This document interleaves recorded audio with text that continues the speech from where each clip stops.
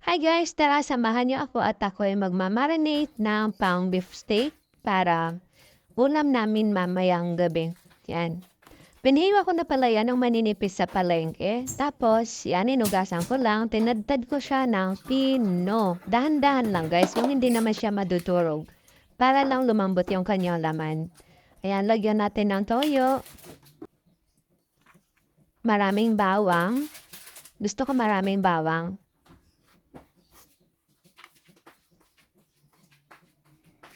Tapos, black pepper. Powder po yan.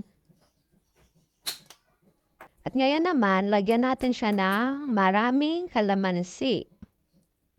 Gusto ko guys maraming kalamansi kasi gusto ko yung pagkakainin ko na siya, nalalasahan ko yung asim ng kalamansi. Yun, gustong gusto ko talaga yung ganon kahit sa anong lutuin na may kalamansi. Gusto ko talaga siyang nalalasahan.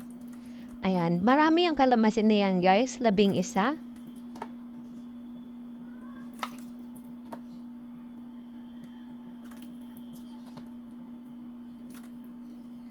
Ayan, ilagay na natin lahat. Lagyan din natin siya ng magic syrup guys. Tapos, haluin lang natin para mag-mix lahat ng ingredients na inailagay natin. After kong mahalo ito, ilalagay ko muna siya sa ref hanggang mamayang hapon para lasang-lasa lahat ng ingredients na inilagay natin. Ayan guys, lagyan na natin siya sa ref. At mamayang gabi, iluluto ko na siya. Ito na siya ngayon. Ayan guys, naibabad ko siya ng mga 6 na oras. Tapos ngayon naman, tanggalin natin siya sa kanyang pinagbabaran para may gisa na natin. Kukunin ko din yung bawang na inilagay ko dyan kasi yung bawang na yan na rin yung gagamitin ko sa paggigisa. Umpisahan na natin guys. Yan.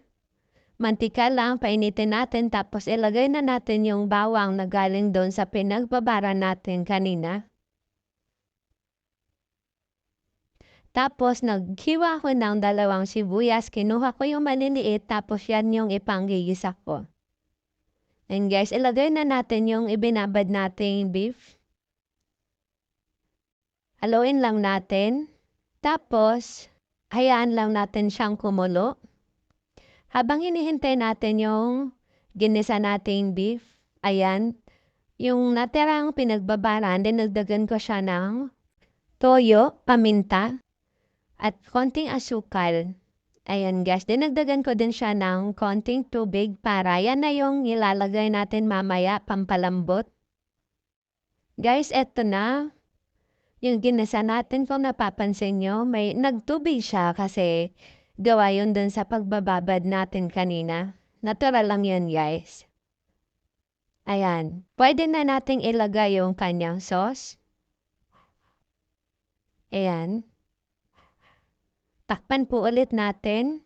At hintayin lang natin lumambot siya at maluto.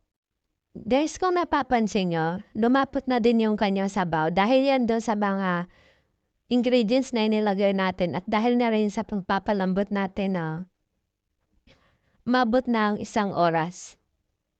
Ayan, pwede na nating ilagay yung, ayan, iniwa nating sibuyas kanina. Masarap yan guys, ilalagay natin kapag luto na siya kasi masarap siyang kainin kapag medyo malutong-lutong pa. At nagdadagdag din siya ng flavor doon sa ating beef steak. Yun lang guys. Thanks for watching. Bye-bye!